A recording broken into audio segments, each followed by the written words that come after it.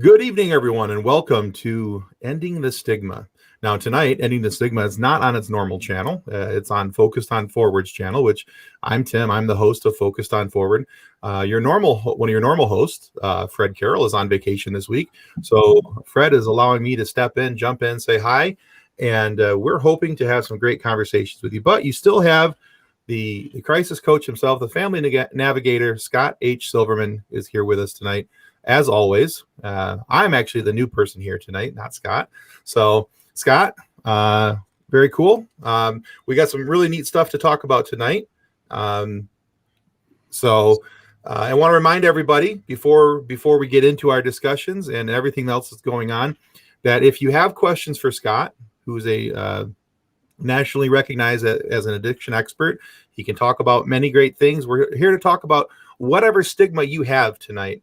If there's a stigma attached to your mental health, if there's a stigma attached to an addiction issue that you have, if there's a stigma attached to negative feelings or certain suicidal ideations and things along those lines that you need help with, please do not hesitate. This is your opportunity to talk to somebody who really cares and wants to help. Scott's an amazing man, has an awesome depth of knowledge, and we encourage you all to take advantage of it. So please put comments into the comment section, and we'll get those questions in front of Scott as much as possible. So, all right. With that being said, howdy, Scott. Good, Tim. And by the way, you were mandated to be here because Fredd decided to take a vacation. So don't make it sound like you volunteered, brother. We know there's somebody outside your door making sure you don't come out until it's done. I saw them locked there. A couple of guys in suits with black ties. So it'll be good. It'll be good. We'll make it as good as we can. And thanks for that really gracious intro. And again, I'm not a psychiatrist. I'm not a clinician, but I'm somebody in long-term recovery. I run an outpatient program, and I'm also a crisis coach and family navigator. And what that means is I help people when they raise their hand and go, oh my God, someone I care about a lot has got this, and that going on. What do I do next? And I help them kind of put the pieces together. The analogy that I like is, life sometimes can be like this puzzle. And the puzzle pieces, can generally go together if you have a picture. But if you don't have a picture, how do you put the puzzle together? And then imagine having a puzzle and you've been told you have to put it together in the dark because you not only do not have the picture, but you have to do it in the dark. And sometimes navigating life can be like that. And especially if it's a 2,000-piece puzzle, which my wife loves puzzles, but she won't touch anything over 1,000 pieces. So If I can help people put the puzzle together, that's what I really am passionate about. And that's what I wake up in the morning for. And I took a phone call today from somebody. And they thanked me, said, thank you so much for taking my call. You had no idea who I was. I said, no, but for me, when I get a strange number in my phone, I like answering it because it means it could be somebody that I could help. By the way, if you don't mind, Tim, I'm going to give out my number early. Yeah, please do. People have it. So it's area code 619-993-2738. 619-993-2738. So call or text me anytime. I'm in California, San Diego, so I'm a couple hours behind Tim. I'm getting ready to have lunch, and he's just had dinner.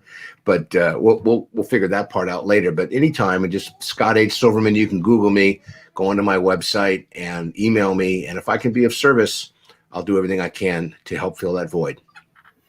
All right, and I put a comment into our comment section with Scott's phone number and his name there. So if you have any questions and you would like to talk to him off air, Scott would be more than happy to talk with any of you at any time and help out with any questions. So, Fredd, you're not on the show. You're not allowed to type in and make comments. I'm not sure if I have the power to wield that authority, but I'm going to say it anyway. Well, the good news is he's having a great time in Florida. I read that there, and he tuned in remotely, and I'm wondering, is he tuning in to make sure, Tim, that you're doing your job, or I'm not exceeding his expectations of doing a bad job? So it's interesting, but I'm glad you're there, Fredd. And Florida, it's like California, except the bugs have license plates wired to the back of them as they fly around. So you'll be home soon. And, we saw the picture of your daughter, obviously ignoring you at the baseball game. So some of us are living vicariously through you.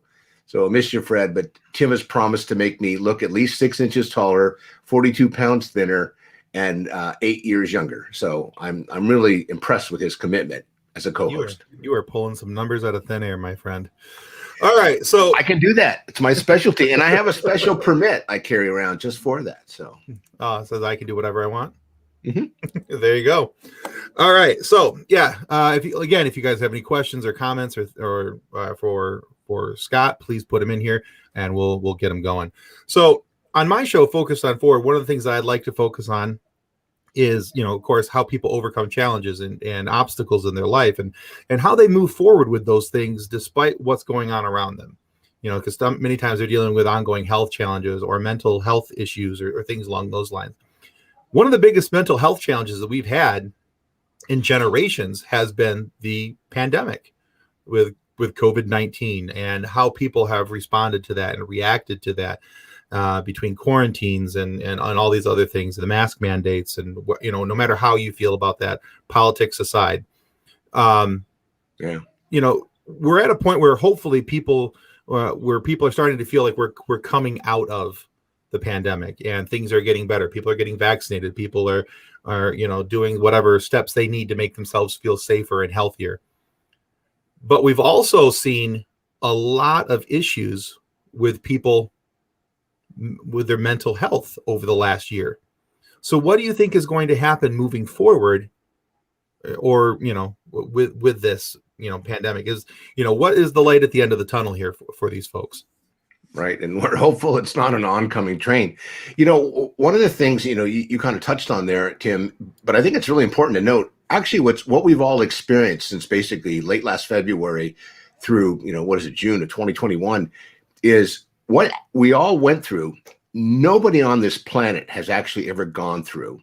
And I've watched, mental health experts, behavioral health experts, psychiatrists, doctors, clinicians, therapists, all the professionals have had a hard time with this. And not only have their clients had a hard time, but they as professionals, because that physical connectivity pretty much went away for a period of time that no one has ever actually experienced before. So as we come out, of our caves, if you will, and the pandemic and the quarantines, we're in California, June 15th, just a couple of weeks, California is opening its doors and we're going to see a new normal. But a lot of people, and I would say a majority of people, have suffered in some ways minor, some people major, because again, when you're isolating and you're at home, and you don't know how to reach out because that's not been something you've ever really done, you've got to process things with tools you don't have.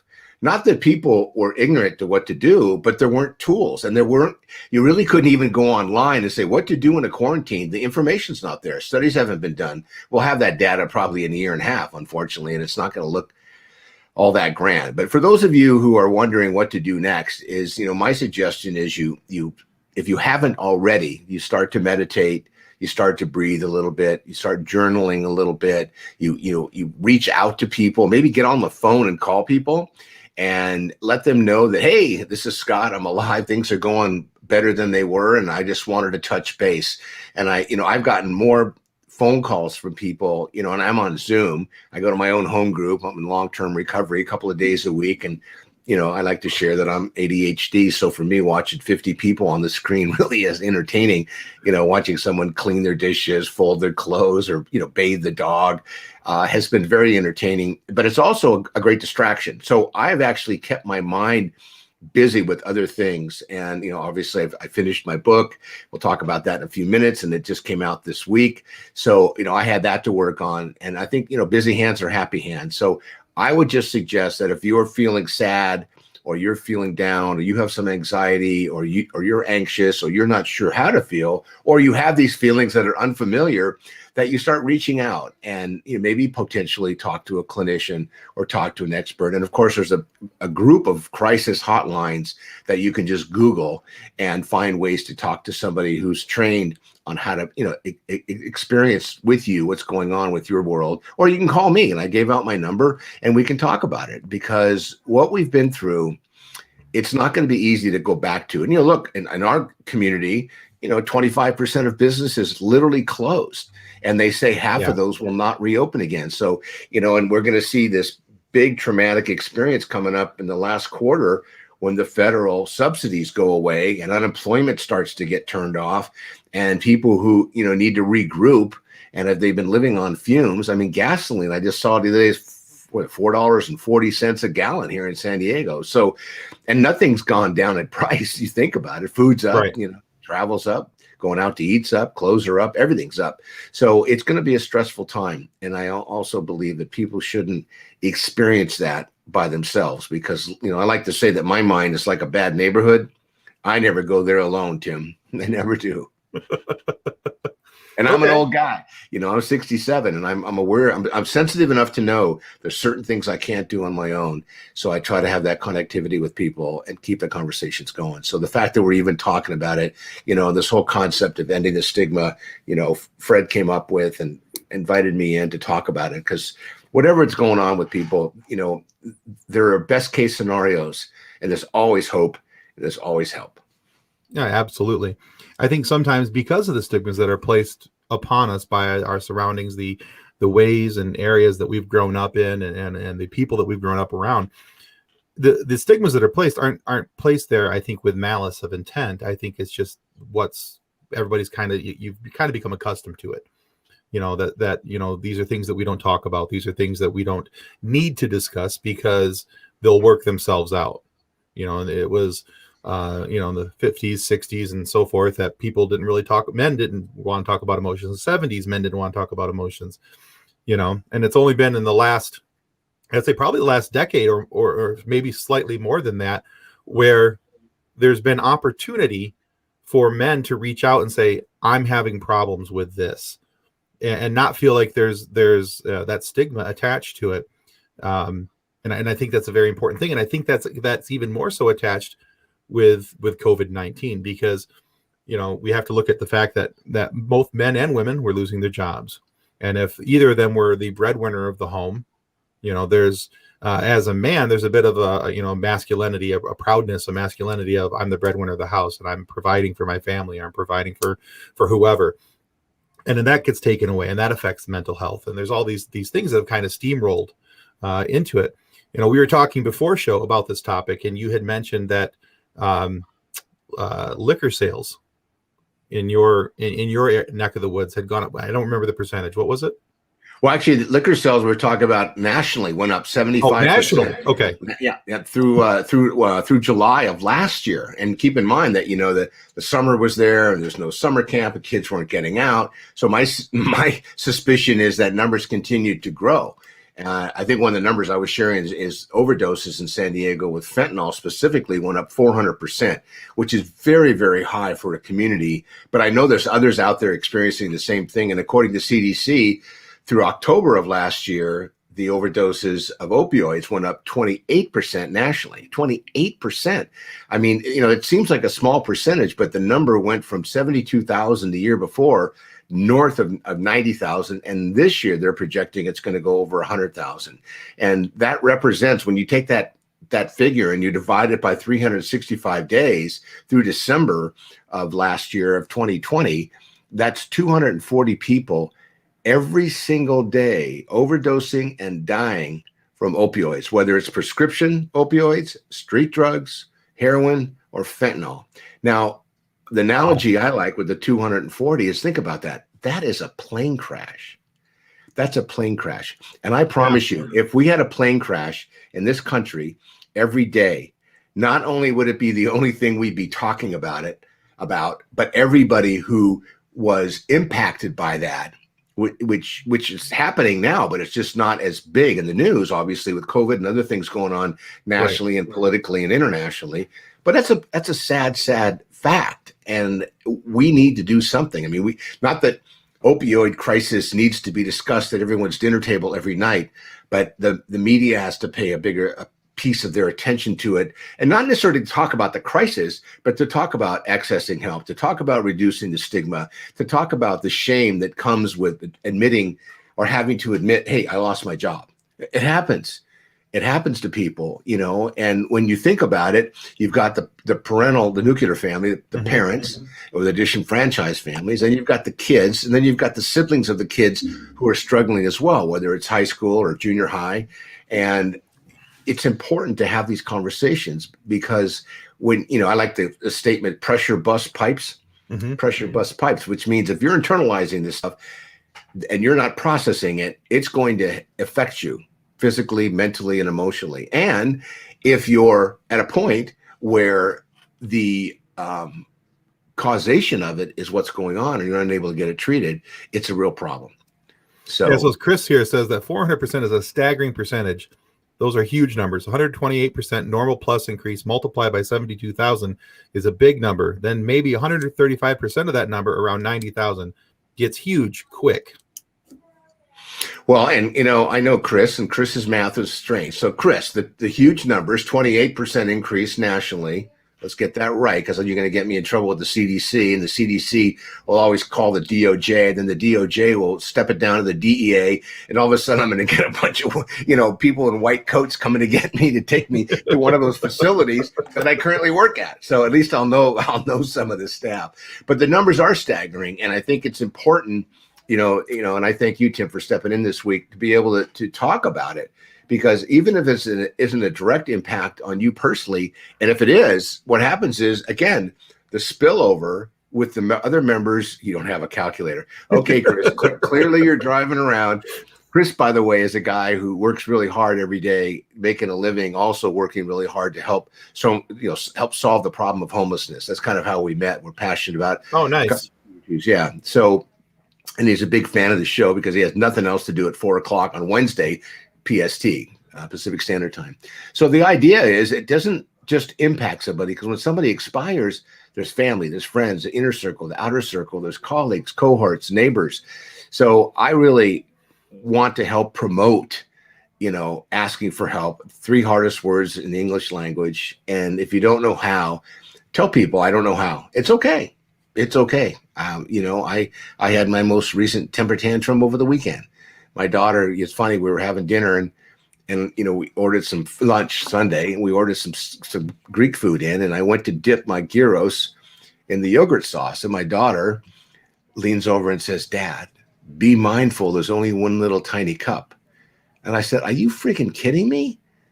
Seriously? It's my second bite." She said, "Well, just be mindful, there's only one of them, and I love that sauce." Anyway, then I just left the house for a minute and stormed out, and she came and got me, and we made amends. And then she apologized at the rest of the lunch. She goes, "I found another yogurt container." So I said, but little things like that, there's a trickle down effect, and Sure. It can be a big shocking wave when those things happen. And if we don't have the coping mechanisms, we can react in a very negative way. And then that is how we impact ourselves. And then that retaliation comes against the family. I mean, look, I didn't want to get into it, but I want to mention domestic violence is up dramatically.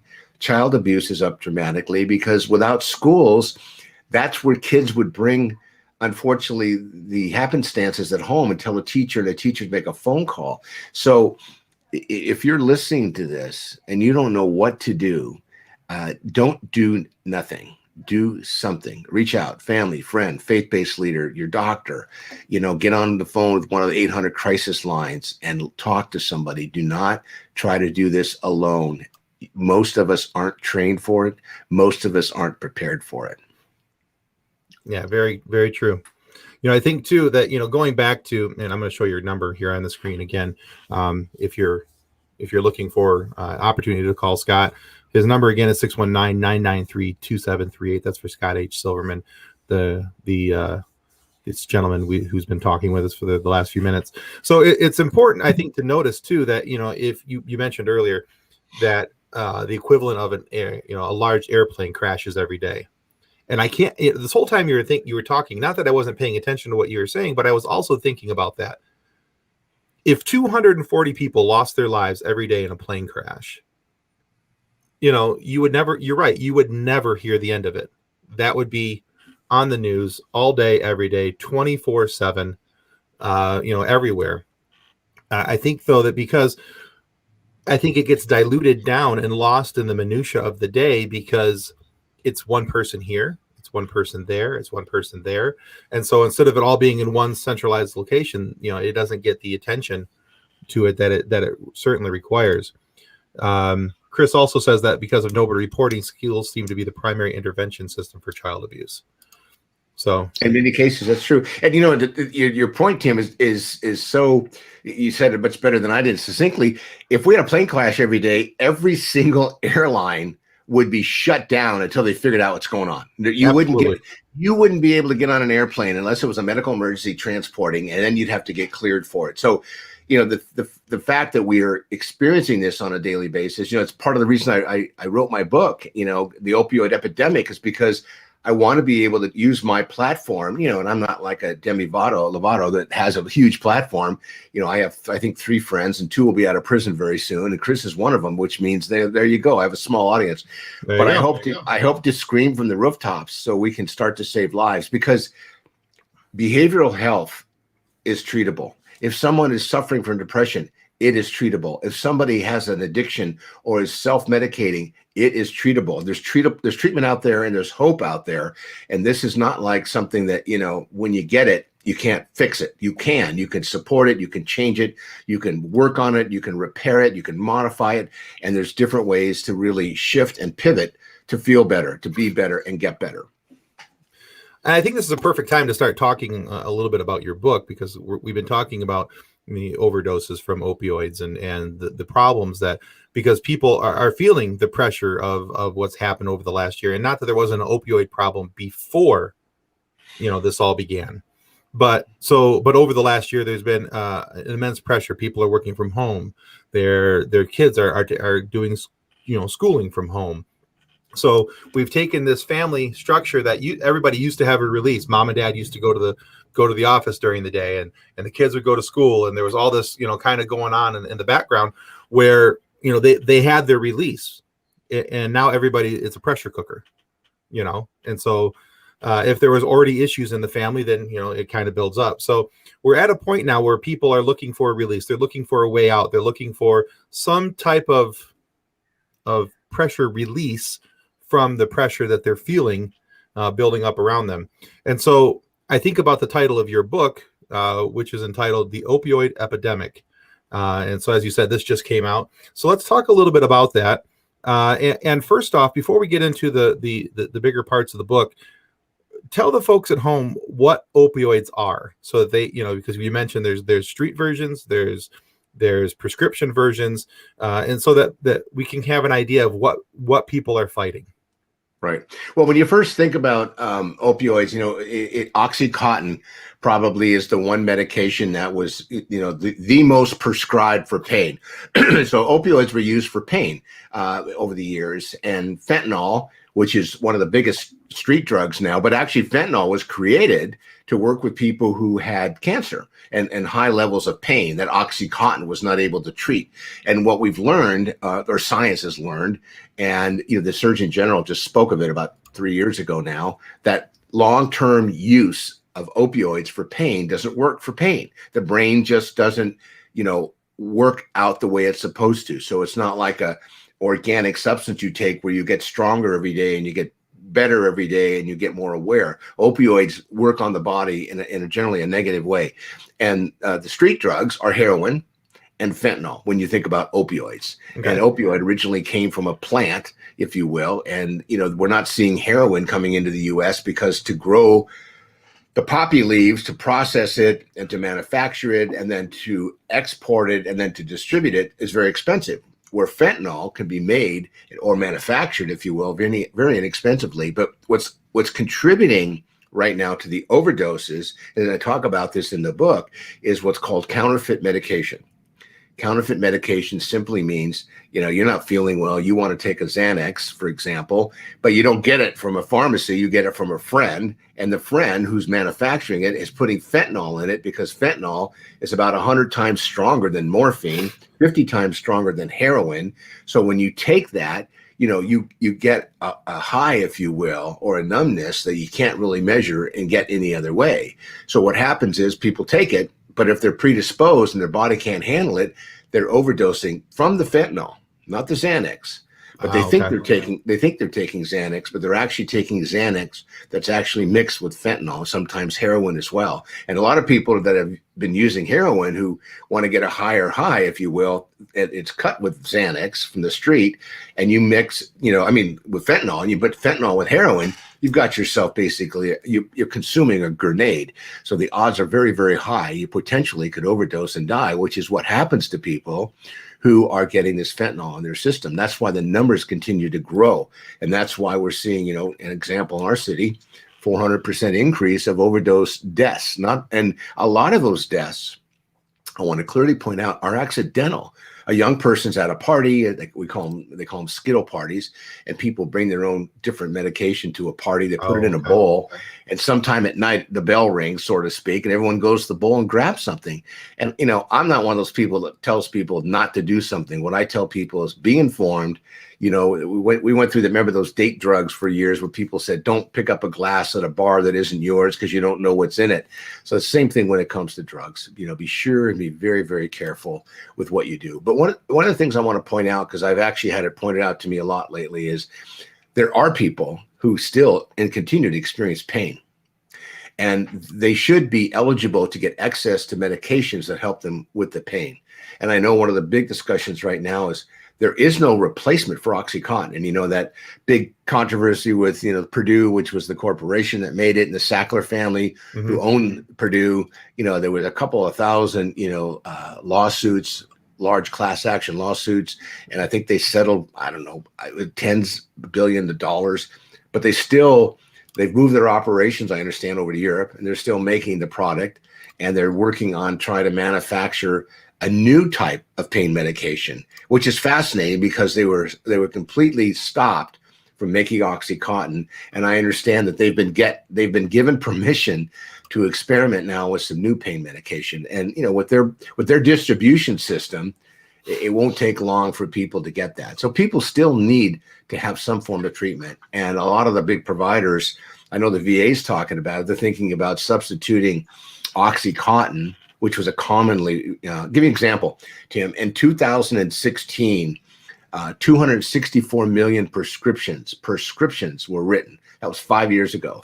And according to the CDC, 61% of those prescriptions still sit in medicine cabinets because most people that take what they need for the pain for a day or two or three, and they want to save it. They don't know how to dispose of it. I even run a nonprofit called Safe Homes Coalition. And what we do is help educate families locally on how to dispose of unsafe and unused medication, because people, they don't want to throw it down the drain, and you certainly don't want to put it in the landfill. And who was it? Was it Rand Paul? Just talked about birds on cocaine, birds that were eating cocaine. The other day I saw on the news, he was concerned about birds who were getting exposed to consuming cocaine, which is fascinating when you think about it, that they take a national platform on, I think on the floor of Congress, he actually talked about it with a picture of a bird with its beak and a pile of powder.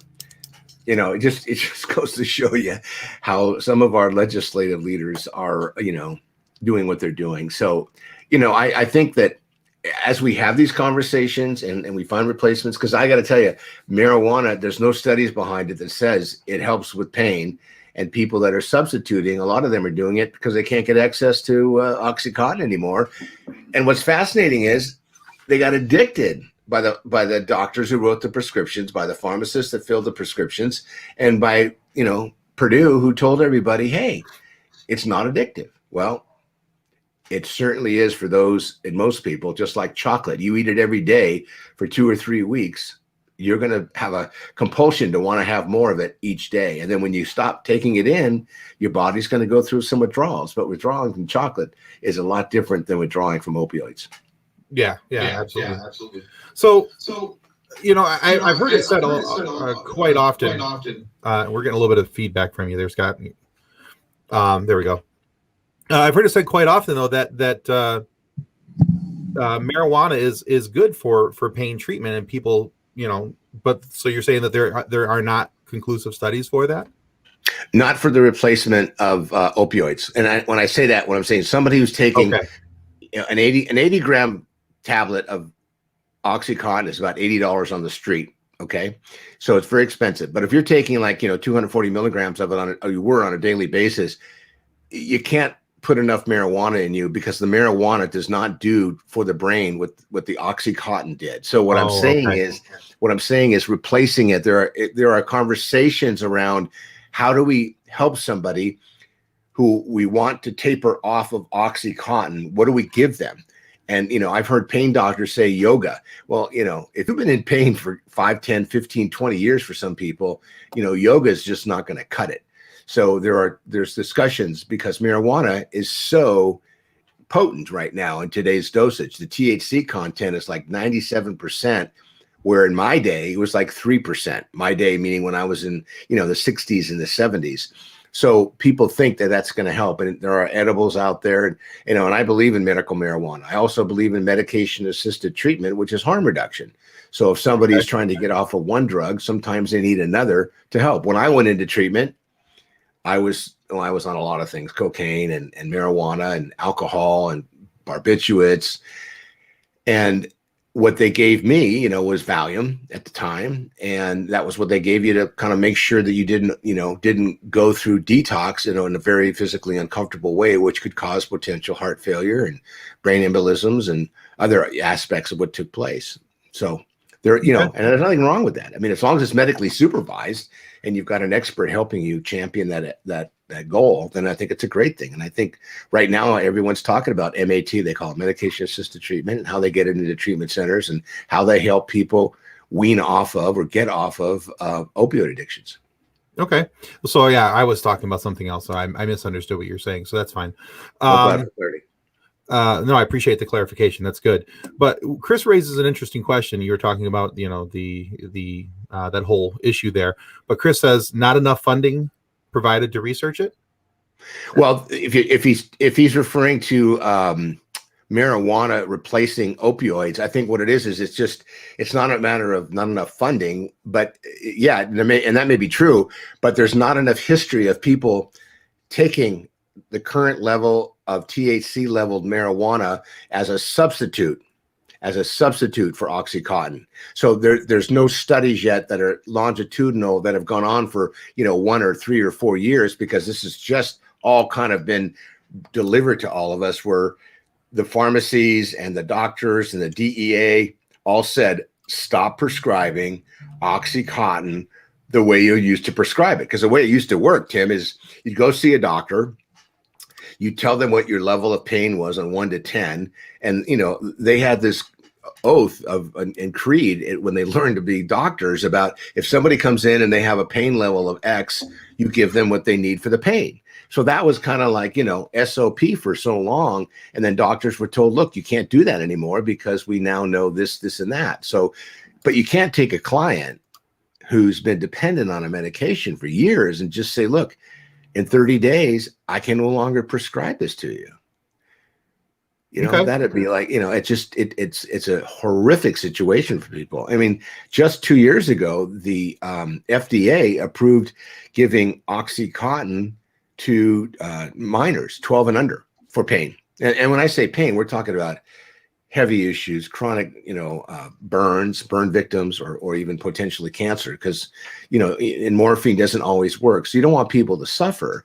But what I'm talking about is people that have been dependent on it for so long, or drug seekers, if you will, who have been, they go from pharmacy to pharmacy because they want to stay high on Oxycontin. Okay. Chris also asked if it's Schedule 1 still federally, is that a barrier as well? I know more about the Schedule 3, 4s, and 5s, but at the end of the day, right now, what they're telling people who are coming off of Oxy or can't get Oxy is to take Advil. And to me, that's like, getting a massage for a broken arm. It's not going to really help much. So I think it's real important that, you get to a doctor that can help you work through alternatives. Okay. All right. So let's talk primarily about your book here for a few minutes, because we've kind of hinted around it. We've talked about the title of it and everything. But so tell people about your book, what the inspiration for it was, and what it's all about. Okay. Well, here's the book, The Opioid Epidemic. And, I jokingly say the 3 years it took me to write it, Tim, 250,000 people overdosed from opioids. Think about that for a second. Oh, man. And the whole idea about the book is to create a kind of I want to call it a toolbox. Some people say, well, that's kind of like, fixing a plumbing problem, but it is. It's got some tools in it. It's got some great stories. It's got families who have lost loved ones, people who have experienced overdose, sharing their experience, strength, and hope. Our local district attorney, Summer Steffen, was quoted in the book. I have somebody who works for the DOJ has been quoted, and the goal was to just find different mechanisms of information that people could use the book as a resource if they have a family member who's suffering from some form of an opioid addiction, or someone who's been experimenting with opioids, and it helps the parents answer the question. So it's real important for parents, when you think about it, to pick up the book and talk about it. We also, we have a topic in there about marijuana. We also talk about vaping and how vaping has become a new tool, if you will, for bringing opioids into the body. Because you can take opioids in a pill form, you can grind it and put water in it, another solution, and then you can heat it up and you can inject it, and you can smoke it. So in the book, it talks about, what to do. In the very first chapter, it's called, is there really a crisis? Because some people, we talk about those numbers, Tim, don't believe it's a crisis. I believe it's almost like a pandemic because it's so out of control. And when you hear the staggering numbers, and by the way, we won't hear probably until the end of summer what the studies look like through last quarter of last year, 2020, to the last quarter of 2021. And usually when the federal databases update, they're usually a year behind. So what the book is supposed to be able to help with is better understand what's going on with the epidemic, how to parent your children who might be suffering from it, and more importantly, use the book to inform yourself and your loved ones. So the reason for the book was just that, and as somebody who's actively, in the business of providing substance use disorder treatment to people, it was a way for me to find a way to put it in print so people can get access to it. So right now the book is on Amazon, The Opioid Epidemic, and you can go to my website, yourcrisiscoach.com, and you can order a book. And I know Chris ordered a book and he's pissed off he didn't get it, but evidently the demand got quicker than supply, which is kind of cool. So get your copy as quickly as you can, and I'd love to have you read it and tell me what did I miss, what should be in the next book, what was helpful to you, and just reading through a couple of different chapters, just the headings. Why do I care? We're so screwed.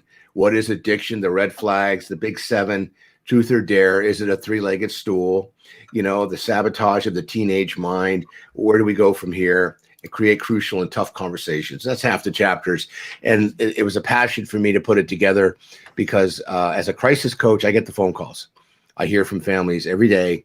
And, I want to drink from a fire hose. So don't think about not calling me because you think I'm too busy. If I'm too busy, I'll get you over to Chris and he'll make some suggestions. But at the end of the day, the passion behind the book was, how do we put it in print? How do we make it easy for people?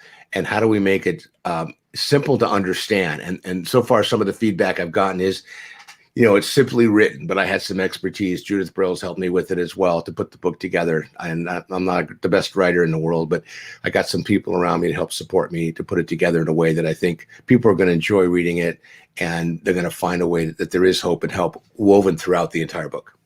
Okay. Now you may notice that I put up on the side screen here an image from your website, actually yourcrisiscoach.com. That's in the comments as well. So, and you can order the book through his website, yourcrisiscoach.com. You can also find it at Barnes & Noble, Amazon, Audible, and all those different things. So a great way for you guys to be able to get a little bit of education on this topic and really kind of see where some of these issues are coming from and where the issue or how it got built up to the point of where it's at. So, and I would agree with you. It is almost at a pandemic level, because if you think about, again, to go back to the analogy of the airplane a day, 240 people a day, 365 days a year, if that was happening in any other form, people would be paying attention. Right. But again, and that's last year's data, Jim. So we know it's not going down. And, my biggest concern is when people start coming out of their house and then all of a sudden, we've got this escalation of people, not getting back to work, and the funding starts to shrink and crime starts to go up. And, just recently we had 3 homeless people overdose on fentanyl here in our community. And we just had 8 people in our county jail overdose on fentanyl. And, you think about it. I mean, that's a pretty secure environment, but, it's easy to sneak around. You can hide it very easily. It doesn't take a whole lot to get high or get dead, if you will. So, I'm real concerned about our families and our loved ones, because this is so preventable, and it can be tamed, but it's got to be an important thing. And I don't look to the government to fix this. I look to our community. I look to our criminal justice system to be proactive, and our district attorneys and U.S. attorneys, and of course the treatment providers and the clinicians, because I know they're passionate about it. Yeah, absolutely. One of the things that we talked about, again, this was some of the things that we talked about pre-show, but was, the show is entitled Ending the Stigma. So we want to end the stigma about asking for help when it comes to these situations. So let's talk about that for a moment. Now we've talked about, how the problem has gotten here, what the problem we have in front of us is. Now let's talk about trying to find the light at the end of the tunnel. That's not a train, and helping people to realize that there is, a possibility of help for them. And as Chris here says, the people have the power. So helping them to understand what the power is that they have and how they can move forward. So how do we do that? Well, first, we know that there are solutions. Second of all, we know there's hope and help. Thirdly, we know that we can't do this alone, and we shouldn't think that we have to. That if you reach out and you raise your hand and you say, I need help, somebody will help you. I promise you, someone will help you. But if you're sitting in a room all by yourself and you're making that statement and no one can hear you, how can somebody help you? So I really want to encourage people to know, and most people in their heart of hearts, if they see somebody who is struggling or in pain, they want to help. So let's make it easy for, each one to help one. That's really what starts it. And I think to reduce the stigma around it is we have to, look, we hear some of the famous people who have a big platform talk about their overdose and they went to rehab and then it just stops. And I think we just need to have more conversation. I mean, look, it's hard to stay positive about this kind of topic. And I get asked all the time when I go into, local television, they say, Scott, keep it positive. And I said, I want to keep it positive, but tell me how we convince people that when you make a choice to take something that was not made by a professional company and you ingest it in your body, the risk factors compared to, say, 5 years ago are up so high that better you should wait to experiment or have another beer, and I don't want to say it that way, or a glass of whiskey, and have someone else drive you home. But to risk something you don't know and to not be informed in this day and age, it shouldn't be an option, meaning take the option and take the high road and make it a tough decision if you want to call it that. But keep in mind, you take the wrong pill at the wrong time, you may never wake up. I mean, that's what happened to Whitney Houston. She had prescription medication with street drugs combined with cocaine and alcohol, and that killed her. And that shouldn't have to happen. No, agreed. And Chris here says that asking for help is the most courageous thing you can do. He said it was hard for me, but the rewards are never ending. Yep, so I agree. Yeah, and I think that, and we go back to earlier, what are some of the things that we were talking about? I think that it's just become so ingrained in people that it's hard for people to step up and say that I need the help. So when it comes to that and trying to overlook the stigma that's been placed upon them, what are some of the fears that people have when it comes to asking for help, to looking to somebody to assist them to move forward through these issues? Yeah.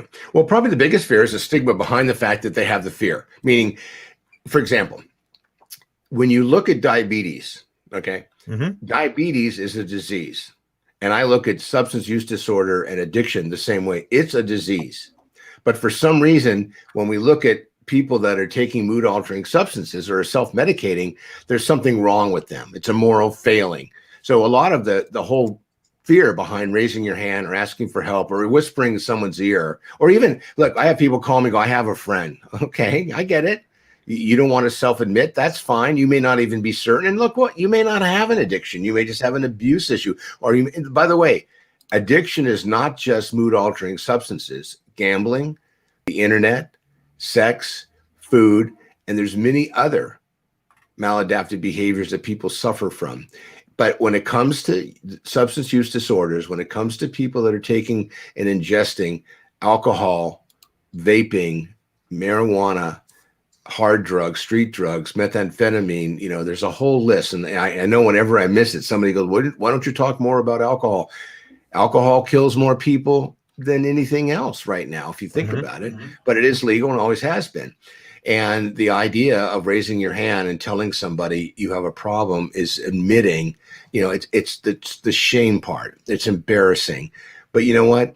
Look, one of the classic stories I've heard over the last 4 years is that pilot in the UK who was a superior pilot and highly ranked.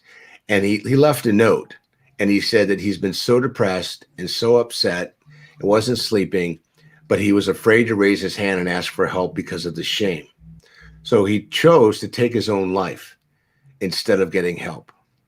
And when I hear stories like that, it just keeps me moving forward. And a lot of what it is the shame. It's just in your head. Your head tells you, there's something wrong with you. Well, with diabetes, there is something wrong with you. And when you go to the doctor and you have your blood work done and you get assessed, and you find out you have diabetes and you realize from the doctor, gee whiz, you have diabetes. It's okay. A lot of people do.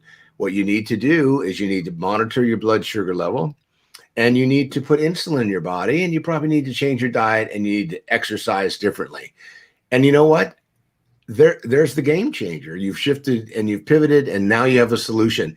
And guess what? Substance use disorders and addiction can be treated just as simply. There's an assessment that's done. You have an evaluation, medically supervised. You go through detox stabilization. You get into a potentially residential treatment if you need it, or you go right to an outpatient program. And guess what? Once you stabilize it, now the good part starts. You start working on the mental health issues that probably were causing the reason you were self-medicating. And then you become a person with new tools who can actually have a very normal life. Yeah, and Chris here says that it's a mind game, so to speak. You got to ease the mind, usually through positive psychology, to be able to overcome the fear of surrendering. So what do you think he means there by positive psychology? Well, and it's interesting. Sometimes people call that willpower. They think, just use some willpower. And I had this old guy share at a meeting I was at a couple of weeks ago. I love this analogy. He says, if you think willpower will work when it comes to stop using mood-altering substances, next time you have diarrhea, use your willpower to stop it. And that's not going to work. Yeah, no, it doesn't work. And I think that what Chris is referring to is the tools that you need, but most people don't have the tools, which is why their level of suffering continues to snowball. So it's really going to an expert out. Look, people's car break down. Okay. They don't get on their phone and look up YouTube, car breaks down. What do? They call a tow truck, right? You have a branch fall through the roof of your house. You can go to YouTube, but you're normally going to call, insurance company and find out who can help repair the damage. And when it comes to what we're talking about today, addiction, substance use disorders, maladaptive behavior, suicide ideation, depression, anxiety, whatever feelings that are going on, PTSD for people that are, who suffer from that. And by the way, if 10% of our population doesn't come out of this pandemic with COVID, with PTSD, and I'm thinking it's a low number, I would be shocked.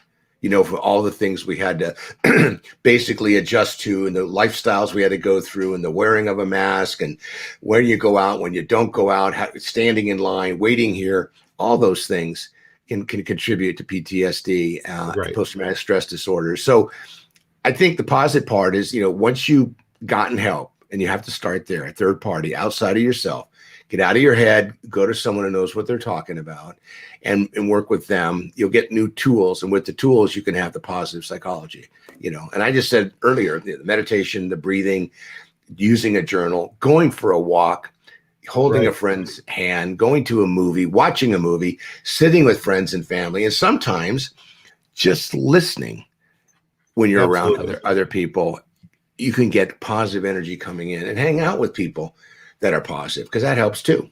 Yeah, absolutely. And to add to this, one of the things that I have kind of been trying to champion a little bit here is that, when it comes to men and mental health and all these different things, I want men to understand that it's okay to go out and ask for help.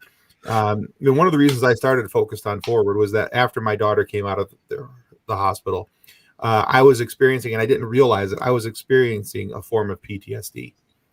And I had to go get counseling for that. And it took me a while, though, to be able to convince this that it was okay, convince my brain that it was okay for me to reach out and ask for help. Because some of the things that you had talked about earlier, I felt that there was something wrong with me. And I didn't want to admit a weakness. I didn't want to admit that I had a shortcoming somewhere or something, that they were going to find other things that were wrong with me. If I admit to this, what else are they going to find, as we start talking? But reaching out and asking for help was the single greatest thing I ever did for myself. And I realized that we're talking about, some of the things that when it comes to addictions and things like that, but there's still a stigma attached to the mental health and asking for help. Whether you're asking for help when it comes to your mental health, you're asking for help when it comes to an addiction, things along those lines. Man, woman, elderly, child, I don't care. Please don't hesitate. Reach out, ask for help, get the help you need, because it's your life is going to be so much better on the other side of it. It's, as Chris said earlier, the rewards are never ending from having done that for yourself. Chris also says, so I was talking about the person who was being opened up to. Don't judge and have a positive look at them for reaching out. I held off for a long time because of the judgment that he felt would come. And yeah, I think that's pretty average for most people. Yeah. Kim, I want to, because when you say it, I'm listening to it, and I talk about it all the time, but I want to really encourage people. If you don't know how to ask for help, and we're sitting here saying, hey, ask for help. I can remember working with people when I ran a nonprofit coming out of jail and prison. Everyone said, well, they should go get an education. So we started doing a study. We realized that some people who never actually finished high school, they don't even know how to go get an education. Right. So we used to have, education stewards that would actually take them to campus, show them where to sign up. And all of a sudden now people were learning how to go back to school, because if you don't know how, you don't know how. So if you don't know how to ask for help, I encourage you to, call me and say, you know what? I have no idea how to ask for help. We'll talk about it. I'll show you how. It's not as hard as you think, but I want to be cautious that when I make that statement, it's a suggestion. But I realize as I'm listening to you talk about you and your child, Tim, if somebody doesn't know how, or ego, one of my definitions I like is edging God out. And people say, well, I'm an atheist. Okay, well, I like the term good orderly direction when it comes to a higher power, because that helped save my life. I got out of me. And Right. The idea is, if you don't know how to ask for help, that's okay. You can talk to people about that, and then that will help set the track that you need, and your GPS can get reset, or your compass can get refocused. And through that, you can start to ask, because I'm listening to you and thinking, you know what? We keep asking people to ask for help, three hard words. But if somebody doesn't know how, or they're ashamed, or they're embarrassed, or if they think if they mention they've got this perceived character defect, everyone around them will judge them forever. It's funny when I listen to parents when they call me, they go, this kid has been, we've spent $500,000 on treatment, the behavior hasn't changed, and they're always blaming us for everything. And they go, can you fix this? Well, not in a weekend, no, but I can help guide you. And it's amazing, because they just, they get fed up, they get upset, they get, their patients are just drained. They haven't slept because they worry when their kids go out. And, these things, to your point, when you have these feelings that are not managed effectively over time, they tend to take away your ability to process any kind of normal behavior. So it takes time. Once you hit the wall and there's discovery, and you get assessed, and then you self-assessed, you take an inventory, and then you want to move forward with new tools. If you think about how long you've been in that particular frame, it's going to take at least that long to really get to where you want to be. So if you've been depressed for 3 to 5 years, you can't go to a weekend seminar. It's just not, you may get the ideas there, but you have to implement them. Right. You have to do the footwork. And it's like you said, it's going to take time. Right. I always kind of equate it to like buying a bookcase from IKEA. You know what it's supposed to look like, and you can bring home all the parts, but if you don't put the work into it, you're not going to get that nice looking bookcase. Right. You know, so and it's really the same thing here. And Chris even brings that up, you know, that the folks that we're talking to, they may not know what hammer to pick up and why, or as he says, which end of the hammer to even pick up. So the guidance is there. And I think that's really necessary. So if, you know, you don't know where to start, that's fine. Everyone has to start somewhere. Talk with, you know, a close personal friend. Talk with a parent. Talk with, if you're religious, talk to your religious leader about it. Talk to the important part of here is what I'm trying to get across is to talk to someone. Keeping it in is what's going to be unhealthy for you moving forward. You know, and even Chris says enlightenment can be scary as you're getting into it. It's going to be, you know, you're going to have few things kind of come up, and there's going to be some hills and valleys to go through with your counseling, your training, and even to step away from some of these addictions, I'm sure. So yeah, and when you get new tools, even if they're old tools that you had in a box, you dust them off and you clear the rust and everything. And by the way, sometimes you're picking up a hammer because you want to smash what's going on, and you really need a wrench, or you may need a screwdriver. It could be a drill. It might just be a hair dryer to blow some stuff out of the way. So until you understand how to use those tools with a new direction or a new roadmap, you're potentially going to fail, and you're going to make mistakes, and you're going to fall down, and you have to get back up. You know, I love that saying, fail frequently so you can succeed sooner. And, you know, and you hear about it because it happens a lot in the treatment industry. Mm-hmm. The average person, listen to this, Tim, the average person who goes through a 28-day inpatient program, you know, no matter where it is in the world, from Aruba to local to Texas to Florida to Guam to Philippines, anywhere in Europe, you know, whether it's $100,000 a week or it's $5 a day. If all they do is those 28 days, which is a structured, no decision anxiety, everything's taken care of for you, and they leave that 28-day program and they do absolutely nothing after that, according to science, 95% of those people will relapse within 90 days to 6 months. 95%. Wow. So when you think about it, if you don't stay connected to something, meaning getting the tools, learning how to use them, you still have to apply them. It's, look, you know, everyone can relate to, I think, trying to lose weight and being on a diet, so to speak. Whether and there are some people that never had a problem and they're trying to gain weight. So think about being on a diet and you lose the weight. Well, okay, now what? Well, whatever it was you did to lose the weight, you have to find a new, you know, second step, if you will, to continue to maintain the weight that you've lost. So is that food intake adjustment? Is that exercise? Do you need medication for it? You know, how's your blood pressure? So these are all the things that, you know, until you understand them, and you really don't, and if you're doing it for the first time, you need help to do it. That's why there's, you know, therapists. That's why we have life coaches, crisis coaches, you know, business coaches now. I have a business coach now. I've never really had one before.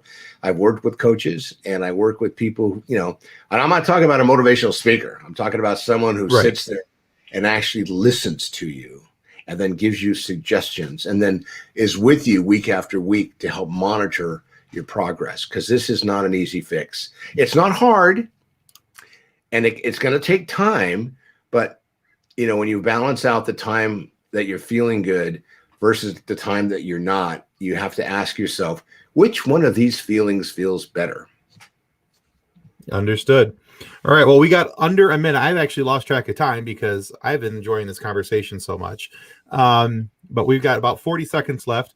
So just real quick, let's go through a couple quick things. Want to make sure that folks know that they can find you. Of course, if they need to. Scott, again, what's your phone number? Area code 619-993-2738. Call, text me. My name's up there. Google me. if you can't find me, you're probably drunk. And if you are, it's a joke. Wait till the next morning. Write down my name and call me. And I get a lot of those. I wrote your number down 8 months ago, and I don't know why, but it says call for help. And so I'm calling you anytime. I'm always around, and I take calls all the time, and I'll get back to you within 24 hours. I promise. All right. And we want to make sure that we go to yourcrisiscoach.com, check out your book, your website, everything there to help people out. Again, I'm Tim from Focused on Forward. You can check us out on whatever your favorite podcast destination is. And of course, right here on YouTube, you can find my channel. Please subscribe and subscribe to Ending the Stigma. Check them out. Clearly, you're here. You're already checking them out. But also go to Focused on Forward as well and be a subscriber there. And you'll hear conversations about people overcoming life challenges and obstacles of everyday diseases and things that they've had to fight through to get to become focused on forward with their life. So thank you for listening, guys, tonight, and catch us right back here with Ending the Stigma and Fredd Carroll back in the hot seat next Wednesday, 7 p.m. Eastern. Take care, everybody. Thanks.